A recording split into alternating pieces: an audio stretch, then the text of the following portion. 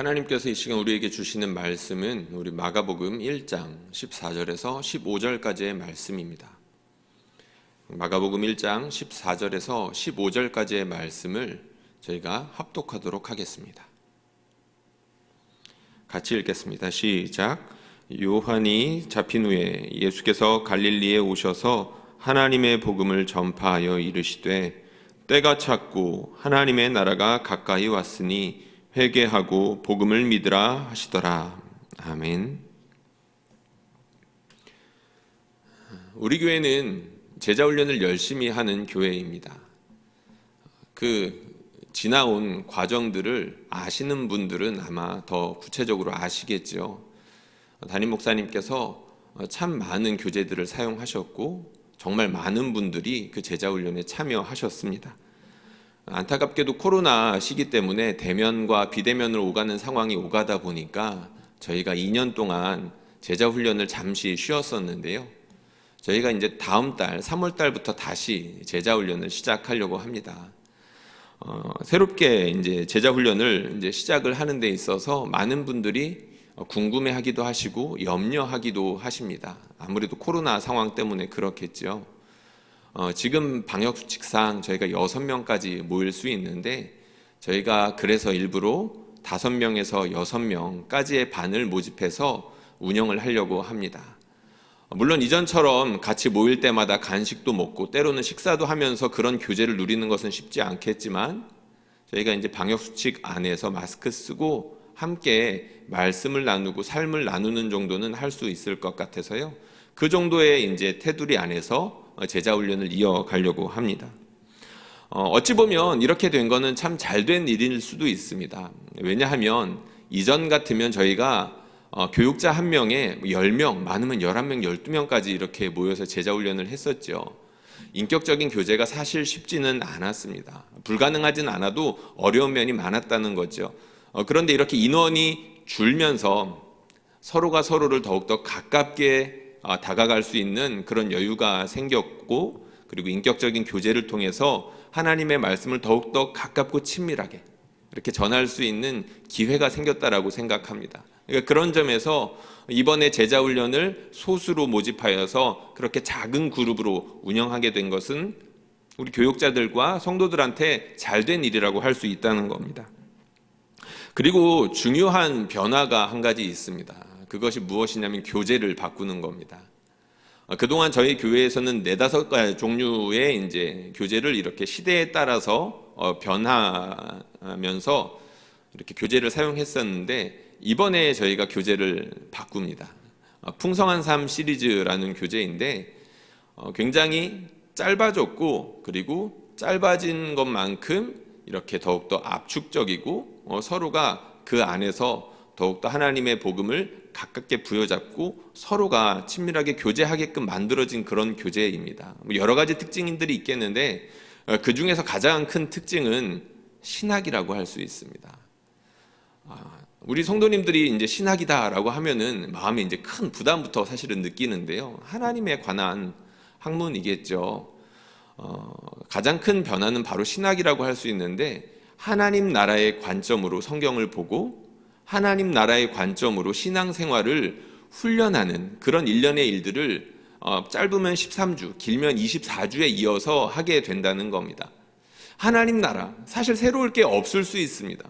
여러분들 많이 들어봤을 수 있다는 거죠. 실제로 저희 담임 목사님께서도 가끔씩 사용하시는 말이기도 하고 우리 부교육자분들께서도 설교 시간이나 다른 성경 공부 시간들을 통하여서 하나님의 나라다 이런 이야기들을 여러분들이 아마 들으셨던 기억이 있으실 겁니다.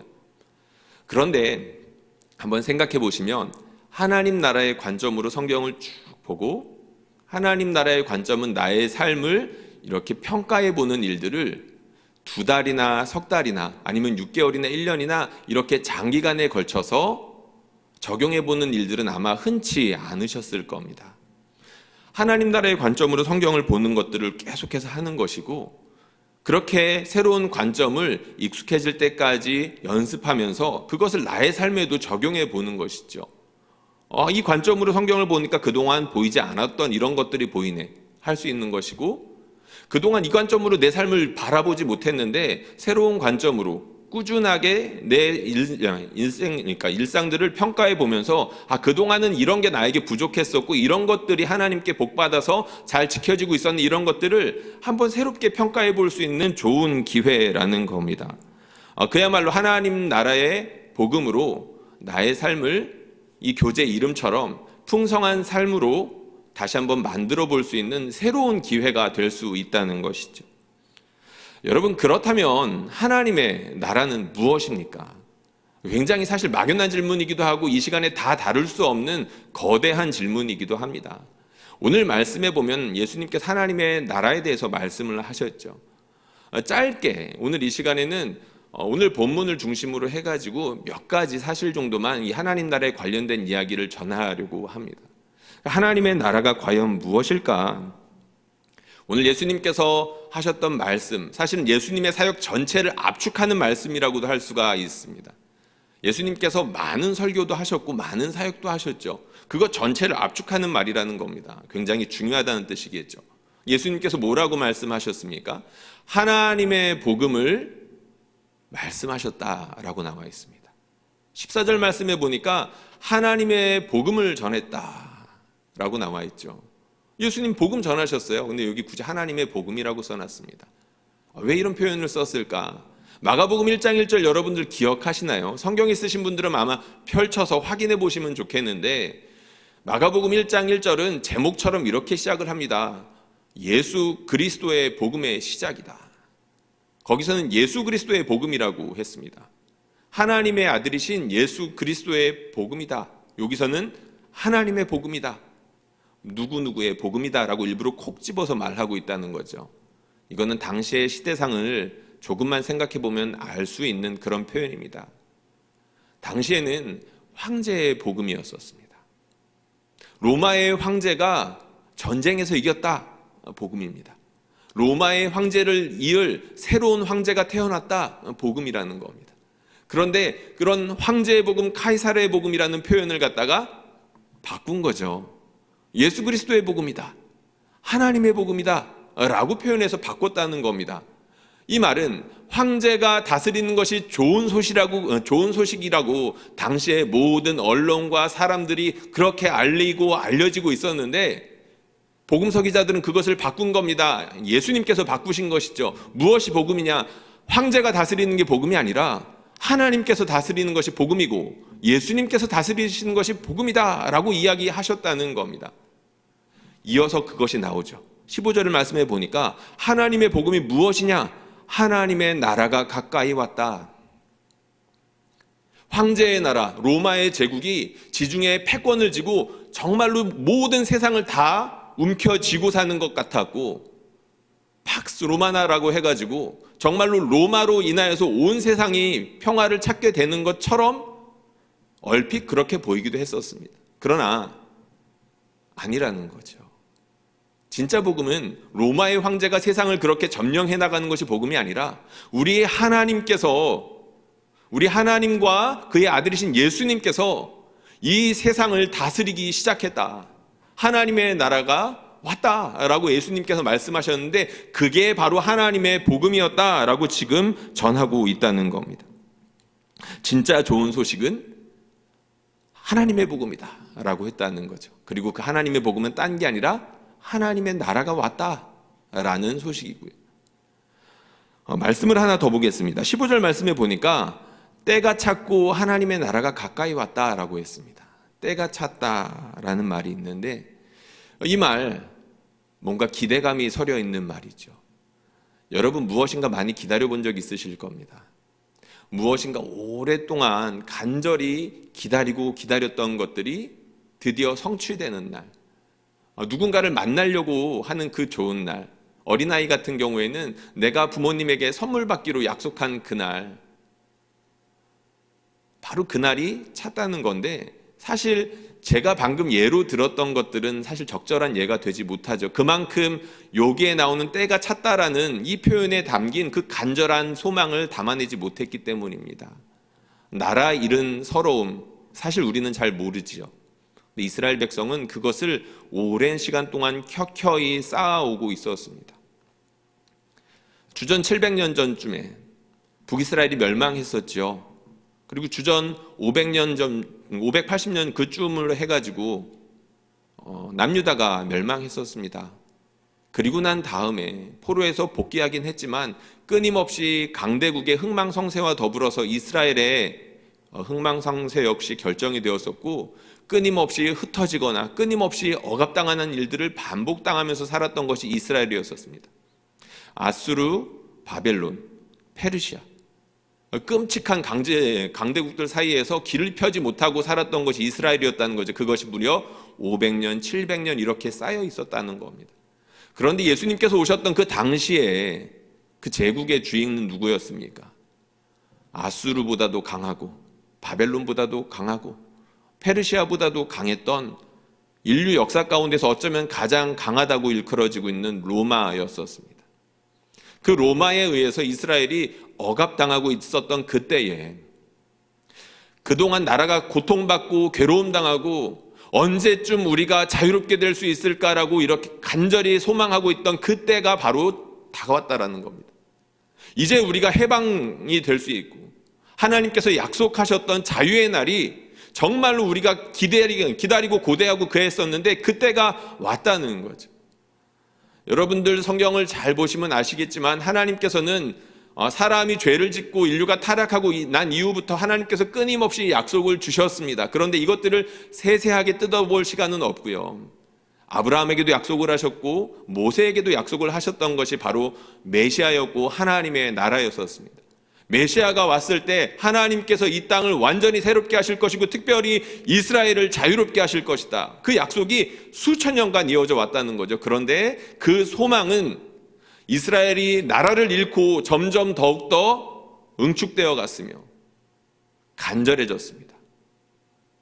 우리가 이토록 고통을 당하고 있으니까 하나님께서 도와주실 날이 반드시 와야 되는데 그 날이 언제 올까? 그때가 찼다. 예수님께서 지금 그거 말씀하시는 겁니다. 때가 찼다. 너네가 기다리던 그 해방의 날이 다가왔다라고 말씀을 하셨다는 것이죠. 하나님께서 다스리시면 메시아를 보내실 것이고 그 메시아를 통해서 하나님의 나라를 시작하실 것인데 그때가 되면 우리를 억압하던 악한 세력은 하나님께서 심판하실 것이고 망가졌던 이스라엘의 삶은 회복될 것이다. 그때가 찼다라고 예수님께서 지금 선포하신 것입니다. 그토록 기다리던 하나님의 통치가 가까이 왔다는 건데, 그런데 여기에서 한 가지 문제가 있습니다. 그것이 무엇이냐면 하나님의 백성들이 간절히 기다리고 상상하던 그 나라의 모습과 예수님께서 가지고 오셔서 성취하시고 나타내셨던 그 모습이 조금 달랐다는 겁니다. 이스라엘 백성들이 기다리고 고대하였던 건 당연히 정치적인 메시아였고 군사적인 메시아였겠죠. 우리를 억누르고 있지 않습니까? 괴롭히고 있고 실질적인 괴로움이 있지 않습니까? 로마의 채찍과 십자가가 여기저기에 박혀있는 그때 가운데에서 우리가 저 공포와 억압으로부터 벗어날 수 있는 정치적인 메시아, 군사적인 메시아를 기다리지 않았겠습니까? 근데 예수님께서 오셔가지고 때가 찼다, 하나님의 나라가 가까이 왔다라고 말씀을 하셨으면 그 억압으로부터 풀어주기 위해서 로마 황제한테로 달려가야 마땅하지 않겠습니까? 적어도 빌라도나 헤롯에게로 가가지고 단판을 지어야 하지 않겠습니까? 예수님께서는 그렇게 하시지 않았습니다.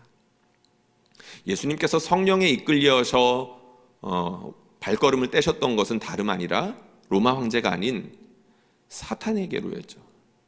오늘 말씀 바로 앞부분에 있는 내용입니다. 성령께서는 예수님을 로마 황제에게로 이렇게 몰아붙이신 것이 아니라 광야로 몰아붙이셨고 그 광야에서 사탄과 맞부딪히게 해 주셨습니다. 우리 하나님께서는 예수님을 그렇게 몰아붙이셨고 예수님은 거기에 기꺼이 순종하시며 쫓아가셔서 광야에서 사탄과 대결을 벌이셨던 것이죠. 우리가 잘 알고 있는 것처럼 예수님께서는 이 사탄과의 대결에 있어서 하나님께 철저히 순종했습니다. 사탄이 많이 놀랬죠. 왜 놀랬습니까? 이전까지는 그러는 사람이 없었거든요. 이전까지는 모든 사람이 사탄이 유혹하거나 억압할 때 다 거기에 속아 넘어가거나 엎드려 사단의 말을 들었기 때문입니다. 그런데 예수님은 그러질 않으셨어요. 하나님께 순종했습니다. 사탄이 놀랬습니다. 도저히 같이 있을 수 있는 분이 아니라는 것, 자기가 제압하거나 자기가 속일 수 있는 분이 아니라는 것들을 깨닫고 쫓겨나게 됐습니다. 예수님이 이기셨죠. 하나님의 복음, 하나님의 나라가 가까이 왔다는 것은 바로 이것을 뜻합니다. 로마 황제가 쫓겨났다라는 것이 아니라 우리 예수 그리스도, 하나님께서 약속하신 메시아가 이 땅 가운데 오셔서 이 세상의 권좌를 쥐고 뒤흔들던 사탄의 왕자를 빼앗으셨다. 사탄이 그곳 가운데 앉아서 이 세상을 쥐고 흔들고 속이고 때로는 억압했었는데, 하나님께서 그것을 더 이상 허용하지 않으시고 자기 아들을 보내주셔서 그 왕자를 차지하게 하셨다. 하나님의 나라가 가까이 왔다는 것은 바로 이것을 뜻하는 겁니다. 이제는 사탄의 통치가 아니라 하나님의 통치가 본격적으로 시작됐고 그 아들의 나라가 본격적으로 시작이 됐다. 예수님께서 선포하신 하나님의 나라는 바로 이것이었다는 거죠. 그렇다면 이 세상을 다스리던 주권자가 바뀐 겁니다. 사탄의 나라에서 하나님의 나라로 바뀌었잖아요. 여러분, 지도자가 한 명이 바뀌면 그 공동체는 분명히 큰 변화를 가지고 올 수밖에 없습니다. 여러분들이 몸담고 있는 조직들을 한번 생각해 보십시오. 작게는 가족이 될 수도 있을 것이고요. 우리 교회 공동체가 될 수도 있겠죠. 그리고 우리가 몸담고 있는 좀 큰 공동체, 우리 사회, 우리 나라가 될 수도 있을 겁니다. 곧 있으면 대통령 선거가 이제 다가옵니다. 우리가 이제 투표를 하고 지도자를 뽑아야 되는데 많은 분들이 이런 이야기를 합니다. 그놈이 그놈이지. 누구를 뽑아도 달라지는 건 별로 없지. 그만큼 정치에 신물이 나고 많이 실망했기 때문에 하시는 말씀인 줄을 우리가 다 알고 있습니다. 그러나 여러분, 정말 그렇습니까? 정직하게 생각해 보셔야 합니다. 한 공동체의 지도자가 누가 되느냐는 대단히 중요한 문제입니다. 하다못해 작은 교회의 담임 목사님이 한 명만 바뀌더라도 그 공동체의 분위기는 정말로 하늘과 땅처럼 변할 수 있습니다. 우리나라도 마찬가지겠죠. 투표 잘해야 됩니다. 그리고 누가 뽑히든지 정말 우리가 간절히 기도해야 됩니다. 우리 하나님께서 그 지도자를 위시하여서 정권을 잡는 그 사람들을 불쌍히 여겨주셔서 하나님을 두려워하고 이 땅의 국민들을 정말로 사랑하는 마음으로 다스릴 수 있게끔 하나님께서 선거에 개입해 주셔야 된다고, 그렇게 우리가 간절하게 기도하며 투표해야 됩니다. 지도자가 바뀌었습니다. 사탄에서 우리 예수 그리스도로, 예수 메시아로 지도자가 바뀌었다는 겁니다. 그러면 뭐든지 많은 것들이 바뀌어야 됩니다. 그러면서 많은 변화들이 생기겠죠. 실제로 놀라운 변화가 생기기 시작했습니다. 그 하늘의 보좌 가운데 사탄이 쫓겨나고 예수님께서 그 사탄의 보좌를 쫓아낸 뒤에 예수님께서 앉으시고 난 다음에 어떤 일이 일어나기 시작했습니까? 예수님께서 이 복음을 선포하셨죠. 그리고 이 복음을 선포하시면서 어떤 일들이 일어났습니까? 가시는 곳마다 귀신들이 쫓겨나기 시작했습니다. 귀신들의 우두머리인 사탄을 쫓아내셨으니까 그 쫄개들인 귀신들이 쫓겨나는 것은 당연한 일들이겠죠. 하나님께서 대장을 쫓아내셨으니까 그 쫄개들은 알아보는 겁니다. 우리 대장을 쫓아내신 분이 저분이구나. 왜 몰랐겠습니까? 그러니까 예수님께서 가시는 곳들마다 귀신들이 놀래가지고 엎드리죠. 당신이 누구인지를 우리가 압니다. 사람들은 모르는데 귀신은 먼저 알아봤습니다. 사탄이 쫓겨난 걸 알았을 테니까요. 귀신들이 쫓겨나면서 귀신들의 억압 가운데 있었던 사람들이 어떻게 됐습니까? 자유롭게 되겠죠. 그 귀신들의 지배 가운데에서 억눌리고 속임당하고 핍박당하고 어그러지고 눌려있던 사람들이 상쾌한 것이 무엇인지를 알게 되었습니다. 흐리멍텅하던 그런 생각들이 도무지 까칠까칠해지고 사람들에게 죄를 행하고 타락하였던 그 사람의 모습들이 변하기 시작했습니다. 주님으로 인하여 귀신들이 쫓겨나니까 자유롭게 된 것이죠. 상쾌하게 된 것입니다. 귀신만 쫓겨난 것이 아니었죠. 귀신의 지배로 말미암아 일어났던 많은 안타까운 일들 중에서, 사람들에게 일어났던 끔찍한 일들 중에서 하나가 바로 질병입니다. 괴로운 일이죠. 사탄이 사람을 속여가지고 마치 온 세상이라도 줄 것처럼 속여서 사람들을 꼬드겼고 때로는 억압했지만 사람들에게 있었던 것은 근심과 탄식이었습니다. 아픔과 죽음이었죠. 근데 예수님께서 가시는 곳에서 귀신이 쫓겨나니까 질병도 쫓겨나가고 죽음도 쫓겨나가고, 여러분도 우리가 그거 경험하지 않았습니까? 우리의 삶에서도 동일하게 경험했던 거 성경에도 있는 겁니다. 성경에서 경험했던 일들, 나오는 일들이 우리의 삶 가운데에서도 드러나는 거죠. 귀신이 쫓겨나니까 자유롭게 되고, 자유롭게 되니까 우리의 몸과 마음을 짓누르던 질병들이 사라지는 그러한 놀라운 상징들, 특징들을 예수님께서 가시는 곳들마다 그런 일들이 막 일어났다는 겁니다. 그리고 하나님의 나라가 임했다라고 하는 중요한 그런 모습을 보여주는 또 하나의 사건들이 있습니다. 그것이 무엇이냐면 식사 자리입니다. 잔치 자리입니다. 요즘 우리 교육자들이 많이 행복한데요, 점심시간마다 그렇습니다. 올해부터 새롭게 권사님께서 교육자들을 위해서 밥을 해주시고 더 이상 도시락 먹지 않고 그 따스한 밥을 함께 먹고 있는데 얼마나 기분 좋은지 모릅니다. 식사 자리는 근데 그저 맛있는 밥을 먹는다는 것을 넘어서는 중요한 의미를 가지고 있죠. 여러분, 우리 아무하고나 같이 밥 먹지 않습니다. 여러분, 요즘 사람들, 젊은이들 특히 누구랑 밥 먹는다고 하나요? 혼자 밥 먹는다고 하죠. 그만큼 누군가와 밥을 먹는 게 쉽지 않기 때문입니다. 누군가와 밥을 먹는다는 건 내 삶을 썩는 것이기도 하죠. 대단히 어려운 일입니다. 근데 이 시대에는 더 그랬습니다. 이 시대에는 누군가와 함께 식사를 한다는 것은 하나님의 가족으로서 내가 받아들인다는 의미를 가지고 있었습니다. 부정한 사람 함께 할 수 없는 겁니다. 세리 같이 밥 먹을 수 없죠.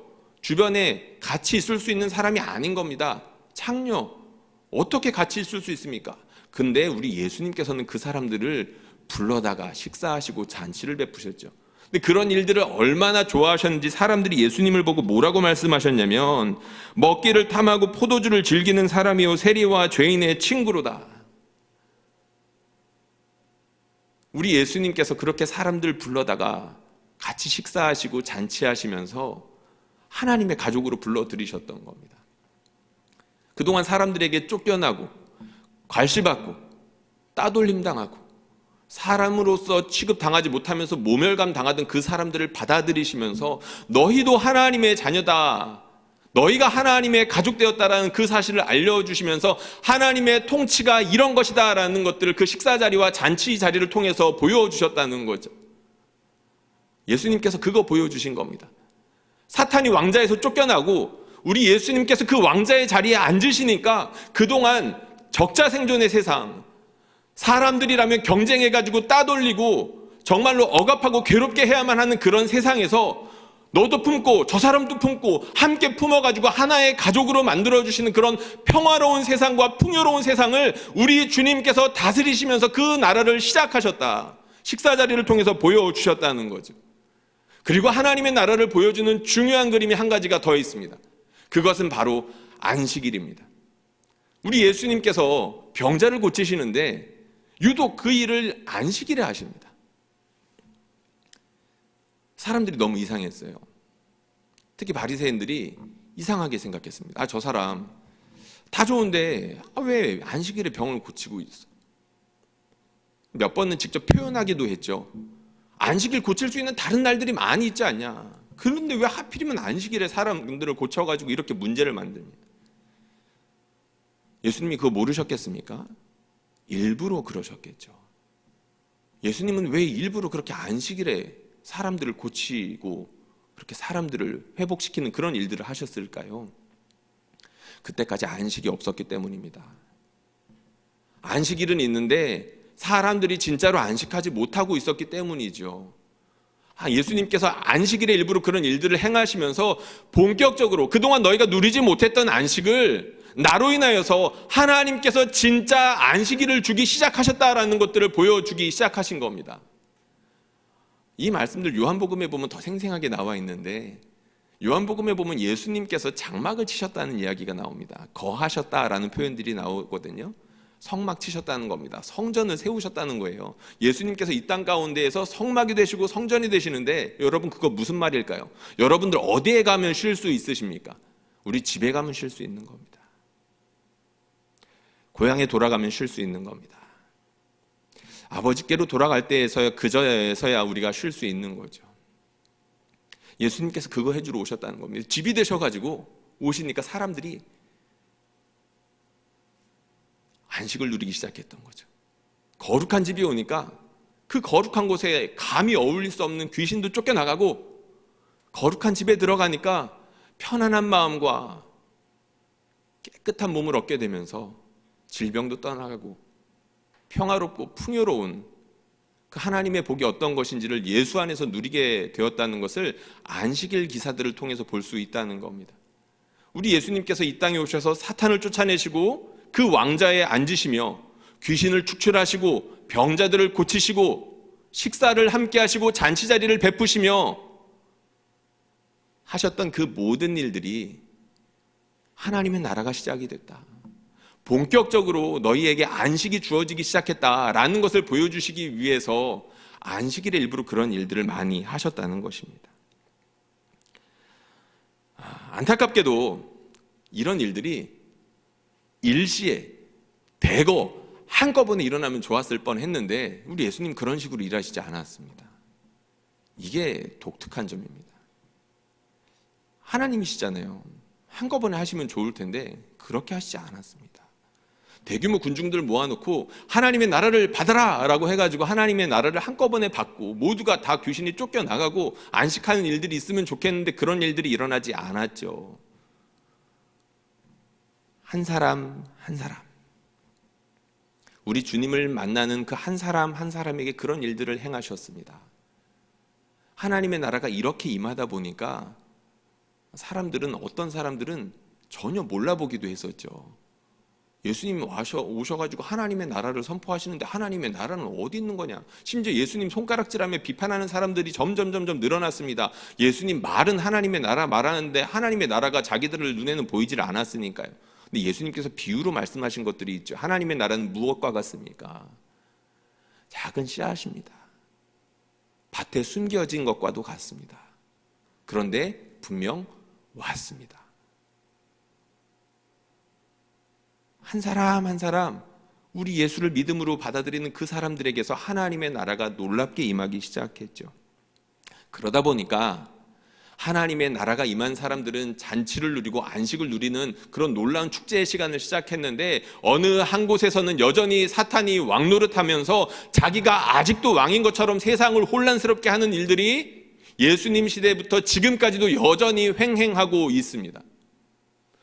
실제 왕좌에는 예수님이 계시는데 그 왕좌에서 쫓겨난 사탄이 여전히 자기가 왕인 것처럼 하면서 행세하고 다니는 사람들과 세상에 곳곳이 많이 있다는 겁니다. 오늘 말씀을 보니까 14절에 예수님께서 하나님의 복음을 선포하시는데 무슨 일이 있었습니까? 요한이 잡힌 후에라고 이런 말씀이 있습니다. 요한이 잡힌 후에. 이전에 무슨 일이 있었다 그랬죠? 사탄이 왕좌에서 쫓겨났다면서요. 사탄이 왕좌에서 쫓겨났으면 세상이 바뀌어야 되는 거 아닙니까? 주인이 바뀌어가지고 나쁜 놈들 다 모조리 심판하시고 하나님의 백성들 다 보상받고 그래야 되는 건데 하나님의 백성, 그 중에서도 역사 가운데서 하나님께 가장 인정받은 그 요한이 인정을 받은 것이 아니라 오히려 순교당하는 일이 일어나게 되죠. 요한이 잡히는 일이 일어났고 우리가 아는 바처럼 요한은 머지않아서 순교를 당하게 됩니다. 왜 이런 일이 생기는 걸까요? 하나님의 나라가 왔는데 왜 이런 일이 생기게 되는 것입니까? 바로 우리가 알고 있는 그 하나님 나라의 개념, 그 시간적인 독특함이 하나님 나라에 있기 때문입니다. 하나님의 나라가 이미 왔지만 아직 온전하게 임하지 않은 그 독특한 시간적인 관점이 있기 때문이죠. 하나님의 나라는 분명히 왔습니다. 그런데 씨앗과 같고 밭에 숨겨진 것과 같아가지고 온 세상을 아직까지 뒤덮지는 않았습니다. 그래서 여전히 전투가 있고 전쟁이 있죠. 우리 예수님을 믿는 사람들과 사단의 그 말에 휘둘려가지고 여전히 사단이 왕인 것처럼 사단의 말에 복종하는 사람들 간의 전투가 있습니다. 그래서 요한이 잡힌 거죠. 하나님의 나라는 침노하는 자들의 것이다 라는 말이 있는데 사실 이 말을 잘 들여다보면 하나님의 나라가 공격받는다라는 의미가 있습니다. 하나님의 나라가 왔는데 사단이 가만히 있질 않는 거죠. 자기 곧 있으면 멸망하게 될 건데 마지막 발악을 하는 겁니다. 이 사람도 괴롭혀보고 저 사람도 한번 찔러보고 하면서 하나님의 나라가 왔다는 것들을 애써 부인하며 세상을 어지럽히는 일들을 여전히 하고 있다는 거죠. 그런 대표적인 사례가 요한이 잡힌 것이고 요한이 순교를 당하는 일이 되는 것입니다. 하나님의 나라는 그런데 분명히 왔습니다. 아직 완전히 오진 않았지만 분명히 가까이 왔습니다. 우리가 이걸 어떻게 통해서 알고 있습니까? 우리는 물론 말씀을 믿어서 알고 있지만 사람들 보면 압니다. 나를 보면 압니다. 하나님의 나라가 와서 내가 자유케 됐는지, 안식을 누리고 있는지, 우리 하나님께서 주시는 풍요로움과 평화를 누리고 있는지를 보면 알죠. 이전과 달라지는 지점이 있는지 없는지를 내가 내 삶을 돌아보면 알 것이고, 그리고 그 하나님의 나라의 백성이 되면서 놀랍게 변화된 사람들을 보면 우리가 충분히 알 수 있습니다. 왔거든요. 아직 안 온 게 아니라 왔습니다. 그래서 그 나라를 일부라도 맛본 사람들은 그 삶이 변화될 수밖에 없죠. 여러분들만 봐도 알겠지만 여러분들 주변에 있는 사람들 한번 생각해 보십시오. 놀랍게 변화된 사람들 있지 않습니까? 제가 우리 교회를 섬긴 지 이제 3년이 조금 넘어가는 것 같습니다. 3년이 조금 넘어가는 그 시간 가운데에서 변화된 사람들이 있어요. 정말로 말로 표현하기 어려울 정도로 저 사람 예전에 안 저랬는데 기도가 아니면 살 수가 없고, 말씀 붙들면서 기쁨을 누리고 있고, 예전에 누리지 못했던 그 공동체 안에서의 그 가족됨을 누리면서 신앙생활이 얼마나 즐거운지를 맛보면서 살아가는 사람들이 생겨나고 있다는 겁니다. 그런 사람들을 보면서 하나님의 나라가 임했네 라는 것을 우리가 분명히 알 수 있다는 거죠. 성경에는 대표적인 사람들이 나오지요. 그게 누굽니까? 사도 바울입니다. 바울은 어떻게 변했습니까? 급하게 변했습니다. 우리 예수님께서 많이 급하셨던 것 같아요. 사도 바울을 급하게 만나셔가지고 사도 바울을 급하게 변화시켜 주셨습니다. 그리고 그렇게 변화된 사람들 중에 또 어떤 사람들이 있냐면 제자들 같은 사람들이 있습니다. 예수님의 제자들 어떻게 변했죠? 3년이라는 시간이 길게 지나갔는데도 지질이 변하지 않았었습니다. 한참 있다가 변했어요. 우리 주님의 부활을 목격하고 난 이후에, 그것도 예수님께서 몇 번이나 찾아가시고 난 뒤로 여러 과정을, 그 지난한 과정을 거치고 난 이후에 변하게 됐습니다. 어찌됐든 급하게 변했든 과정을 거쳐서 변했든 변하는 사람들이 있다는 게 중요하죠. 우리 중에도 마찬가지일 겁니다. 어떤 사람들은 급하게 변하는 사람들도 있고 어떤 사람들은 이 긴 과정을 거쳐서 변하는 사람들도 있습니다. 왜 이런 일들이 일어납니까? 하나님의 나라가 왔거든요. 하나님의 나라가 와서 섬광같이 잠깐 비치는 그런 빛처럼, 잠깐 비쳤다 사라지는 것처럼 보일지라도 그 빛은 너무나도 강렬합니다. 얼만큼 강렬하냐면 한 사람의 영혼을 영원토록 바꿔놓을 만큼 강렬합니다. 하나님의 나라가 그만큼 왔다는 겁니다. 하나님의 나라가 가까이 왔다는 것. 마가복음에 보면 이런 표현이 있습니다. 예수님께서 마가복음 14장에서 어떤 말씀하시냐면 나를 팔 사람이 가까이 왔다, 문 앞에 왔다, 이런 얘기를 하시거든요. 가룟 유다를 두고 하시는 말씀이죠. 아직 오진 않았었거든요. 분명 앞에 들어오진 않았는데 예수님께서는 왔다라고 표현을 하세요. 그 표현입니다. 하나님의 나라가 바로 문 앞에 있다는 거죠. 바로 문 앞에 있어가지고 조금 예민한 사람들은 금방 알 수 있는, 왔네? 라는 것들을 느낄 수 있을 정도로 하나님의 나라가 임박하게 임했다라는 것입니다. 하나님의 나라는 그렇게 분명 왔습니다. 그러면 이 임박한 하나님의 나라, 가까이 온 하나님의 나라에는 누가 들어갑니까? 우리 예수 그리스도를 통해 드러난 하나님의 선명한 진리에 믿음으로 반응하는 사람들이 들어가는 것입니다. 여기서 바로 십자가와 부활이 중요하죠. 우리 사도 바울의 글에 보면 십자가와 부활에 대한 내용들이 얼마나 많이 나오는지 모릅니다. 예수님은 하나님 나라의 복음을 계속해서 이렇게 가르쳤는데 하나님 나라의 복음을 사도 바울은 잘 말하는 것 같지 않거든요. 근데 분명 자세히 하나님 나라의 배경이 있습니다. 실제로 언급하기도 하고요. 그런데 예수님의 십자가와 부활을 훨씬 더 강조하는 이유가 있죠. 왜 그렇습니까? 사도 바울이 그토록 십자가와 부활을 강조하는 이유는 그 십자가와 부활의 복음이 하나님 나라의 문을 열어 젖히는 그런 출입구와도 같기 때문입니다. 하나님 나라로 들어가서 하나님의 다스림을 누릴 수 있는 그런 입구와도 같은 역할, 초대장과도 같은 역할이 바로 십자가이고 부활이기 때문이죠. 제자들의 변화가 부활 이후에 일어난 것도 놀라운 것이고, 마가복음에 보면 예수님께서 십자가에 돌아가셨을 때 드디어 저는 분명 하나님의 아들이었도다라는 고백이 그제서야 나오기 시작하지 않았습니까? 십자가와 부활을 통해서 예수가 누구이신지, 하나님의 아들이시며 그렇게 오랜 시간 동안 약속되어 있었던 하나님 나라의 메시아라는 사실이 십자가와 부활을 통해서 본격적으로 계시되었기 때문에, 그 본격적으로 계시된 그 문을 통하여서 우리 하나님께서, 우리 예수님께서 사람들을 하나님 나라에 본격적으로 초대하기 시작하셨다는 겁니다. 누가 들어갑니까? 그 초대에 응하는 사람들이라면 누구나 들어가서 누릴 수 있게 됐다는 겁니다.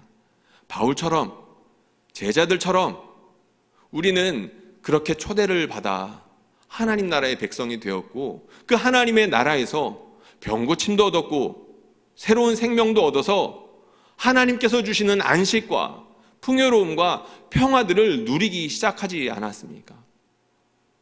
하나님 나라에는 바로 그런 사람들이 들어가는 것입니다.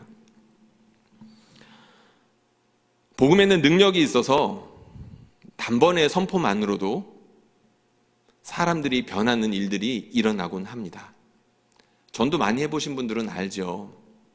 밖에 나가서 하나님 당신 사랑하세요 라는 말 한마디만 했을 뿐인데 갑자기 변하는 일들이 없지 않습니다. 근데 가끔 있죠. 근데 보통 이 복음의 효과는 시간을 두고 나타나는 것 같습니다. 한 번 듣고 다른 사람에게 또 듣고, 그리고 또 다른 공동체에 속해가지고 그 복음의 분위기가 어떤 것인지들을 접하고, 제자들처럼 말이죠. 우리 제자들이 여러 해를 거치면서 예수님의 죽음과 부활이라는 그런 놀라운 계시를 통해서 하나님의 복음이 어떤 것인지, 하나님의 나라가 어떤 것인지를 깨닫는 과정을 거쳐서 경험하는 사람들이 많이 있다는 겁니다. 그래서 교제가 필요한 것이고, 그래서 훈련이 필요한 겁니다. 우리가 교제를 나누는 동안 하나님의 복음으로 교제를 나누는 가운데 그 복음이 한 사람 한 사람에게 인격적으로 전해지고, 우리가 말씀으로 훈련하는 가운데 그 말씀이 한 사람 한 사람에게 놀랍게 전해지는 그런 경험들을 우리가 할 수 있다는 겁니다. 가끔 연락 오는 후배가 한 명 있습니다. 전화를 주거나 찾아오기도 하는 그런 친구인데요. 이 친구를 안 지는 20년이 넘었습니다.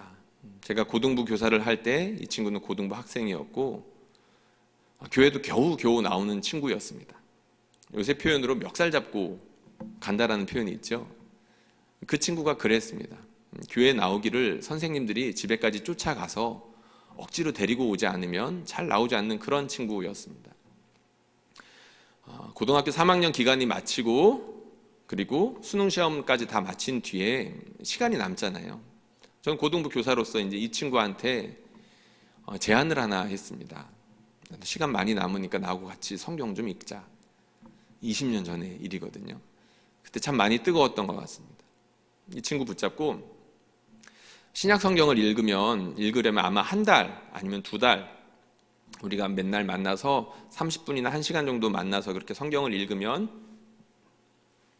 다 읽을 수 있을 거야. 너 여태까지 성경 한 번도 안 읽어봤지? 나하고 한번 시작해보자. 겨울방학에 그렇게 읽기 시작했습니다.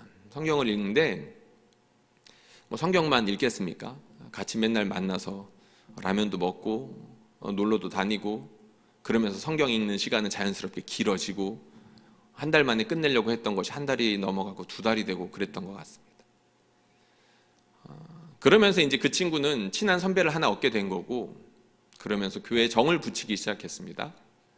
교회에 나오기 시작했고, 대학에 가서는 선교단체에 등록을 했습니다. 그리고 난 다음에 몇 년이 지나서 어느 날 뜬금없이 저한테 이런 이야기를 해줬습니다. 형, 그 형을 통해서 저한테 복음이 들어왔어요. 그거 알고 계시죠? 여러분, 이 재미로 우리가 하나님 나라의 백성으로 사는 것 아니겠습니까? 하나님께서 하나님의 나라를 이 땅 가운데 확장하고 계시는데 그 일을 우리 하나님 주도적으로 하시는데 동시에 그 하나님께서 주도적으로 하시는 그 일에 사람들을 불러주시거든요. 아까 누가 들어간다라고 했습니까? 믿음으로 반응하는 사람들이 들어간다라고 했습니다. 근데 그 초대장 누가 나눠주죠? 성령께서 하시고 말씀으로 하시는데 사람들을 불러주셔서 그 일에 합류시켜 주시고 참여시켜 주십니다.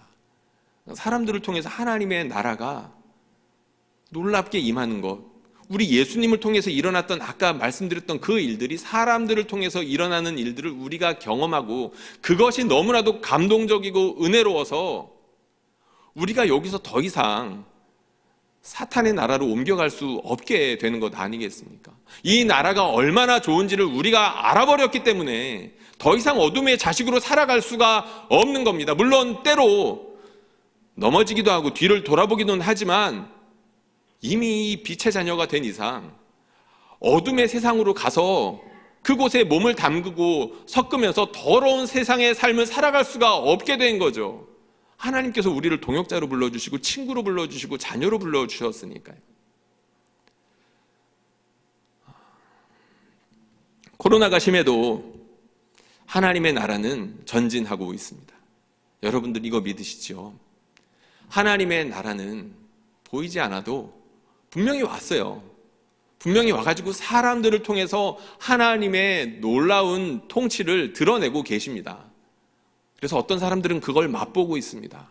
여러분들 그거 알고 계십니까?